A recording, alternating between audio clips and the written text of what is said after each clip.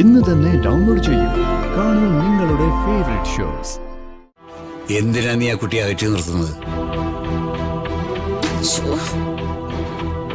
രാധമേ, രാധമ വേഗം വന്നേ, ഒരു കാര്യം പറയാനുണ്ട്. എന്ത് കാര്യം? ഞാനും ഇവിടെ നമ്മൾ സംസാരിക്കുന്നത് കണ്ടില്ലേ? ഞാൻ എല്ലാം വിശദമായിട്ട് പറയാം.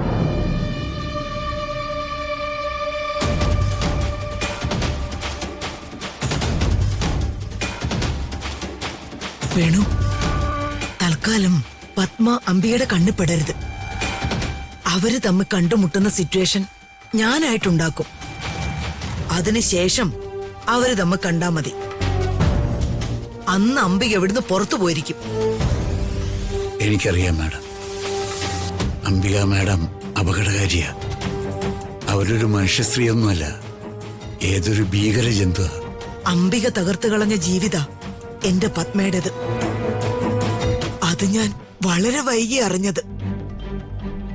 അംബികയ്ക്ക് അതിനുള്ള ശിക്ഷ കൊടുത്തിട്ടേ ഈ സരസ്വതി ഇവിടുന്ന് പോകൂ. സൂക്ഷിക്കണം മാഡം. എന്റെ ഋതുമോൾക്ക് അവളുടെ അമ്മയുടെ സ്നേഹമില്ലാതാക്കിയതും കുഞ്ഞിനെ അമ്മയിൽ നിന്ന് അകറ്റിയതും അവൾ ഒറ്റൊരുത്തിയ. അവളോട് അതിനുള്ള കണക്ക് ചോദിക്കാതെ വിടുന്നത് ശരിയാണോ? എല്ലാം ഒന്ന് ശാന്തമാട്ടെ മാഡം, അതിനുശേഷം അതേ പ്രതികാരമൊക്കെ. ഇനി എന്റെ കുഞ്ഞുമോളെ ഇവർക്കിട്ട് കൊടുക്കാൻ ഞാൻ തയ്യാറല്ല വേണു. ആ കുഞ്ഞിനെ ഏതെങ്കിലും നല്ല കയ്യിൽ എത്തിക്കാൻ തന്നെയാ കൽക്കട്ടയിൽ നിന്ന് ഞാൻ ഇങ്ങോട്ട് എത്തിയത്. രാജുവിനെ കണ്ടതോടെ എനിക്ക് ആശ്വാസമായി. എത്രയും പെട്ടെന്ന് കുട്ടികളുടെ കല്യാണം നടത്തണം. അതിന് വൈകരുത്. ഞാൻ പ്രതാപനോട് സംസാരിക്കുന്നുണ്ട്. വേണു വരൂ, അവര് നമ്മൾ അന്വേഷിക്കുന്നുണ്ട്.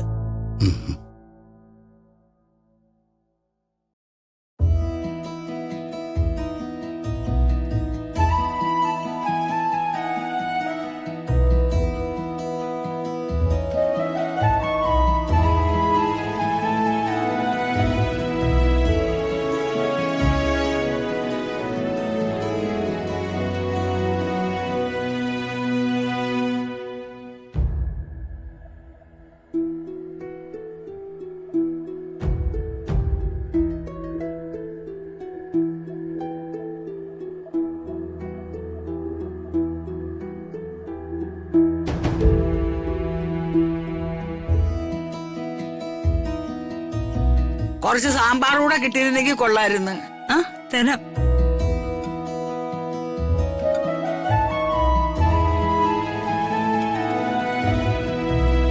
പപ്പടം കൂടെ കിട്ടിയിരുന്നെങ്കിൽ ഉപകാരമായിരുന്നു. തരാലോ അമ്മേ.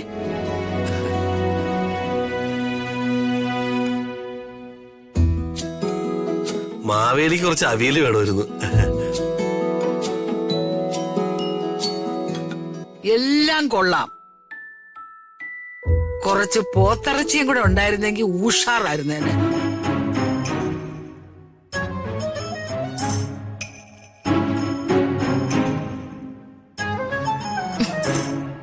മറ്റുള്ളവരെ നാണം കെടുത്താതൊന്ന് കഴിച്ചിട്ട് എഴുന്നേറ്റ് പോ. അവളൊരു അഭിമാന കന്യക, കച്ചട.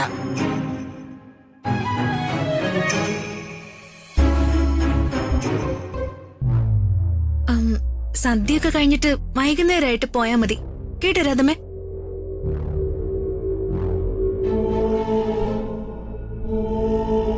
ആഹാരം കഴിക്കുമ്പോ മിണ്ടരുതെന്ന പ്രമാണം. ഭക്ഷണം തലയിൽ കയറും.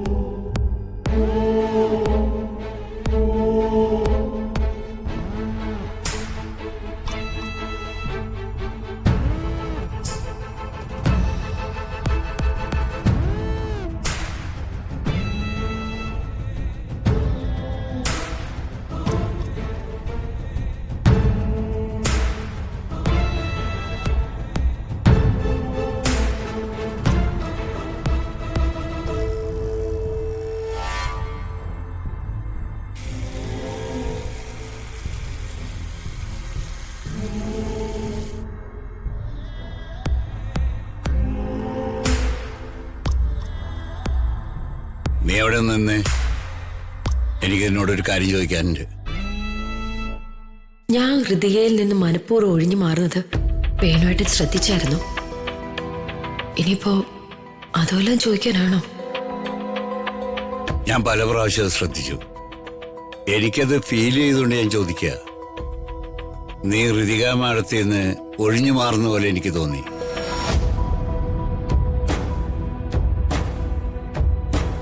അല്ല, അതെന്റെ തോന്നലാണോ അതോ ആ രമ്യയും അവളുടെ അമ്മയെയും കണ്ടിട്ട് അവരുടെ മുമ്പിൽ വെച്ച് അങ്ങനെ കാണിക്കുന്നതാണോ? എന്താ നീ ഒന്നും മിണ്ടാത്തത്? എന്തിനാ നീ ആ കുട്ടിയെ അകറ്റി നിർത്തുന്നത്? രാധമേ,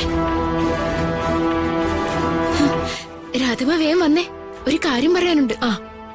എന്ത് കാര്യം? ഞാനും ഇവളും തമ്മിൽ സംസാരിക്കുന്നത് കണ്ടില്ലേ? ഇപ്പൊ വിട്ടേക്കാൻ വേണമെങ്കിലേ വാ രാധമേ.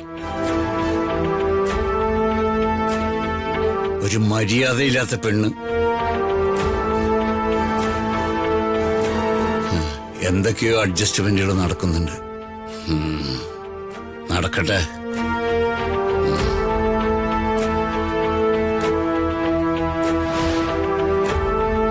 ശരിയാക്കി തരടാ. ഇവന്റെ വൺ മാൻ ഷോ ആയിരുന്നല്ലോ ഇതിന്റെ അകത്ത്. അതിനുള്ള സമ്മാനം കൊടുത്തല്ലേ പറ്റൂ.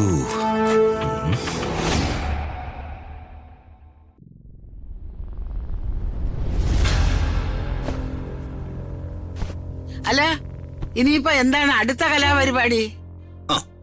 ഇനി ഓണത്തല്ലെന്ന ഐറ്റം. ആ, ഓ, ഓണമായി കഴിഞ്ഞാൽ ഓണത്തിലെന്നുള്ള കലാപരിപാടി നിർബന്ധമായിട്ട് വേണം. ആ, ദേ, ഈ പില്ലോ ഉണ്ടോ? ഈ പില്ലോ കൊണ്ട് അന്യോന്യം അടിക്കണം. കൂടുതൽ അടിക്കുന്നവൻ ജയിക്കും. അടിക്കാൻ പറ്റാതെ വീഴുന്നവൻ തോക്കും. കൊള്ളാലോ.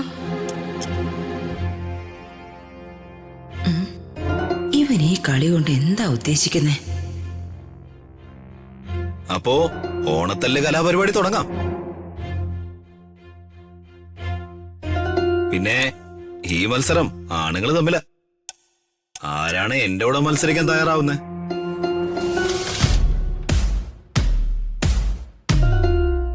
ജയൻ മാവേലി ആയിപ്പോയി. അല്ലെങ്കിൽ പിന്നെ ഇയാളെ വിളിക്കായിരുന്നു. അത് കുഴപ്പമില്ല. ഈ കളിയിൽ എന്നോട് മത്സരിക്കാൻ രാജുവിന് പേടിയായിരിക്കും.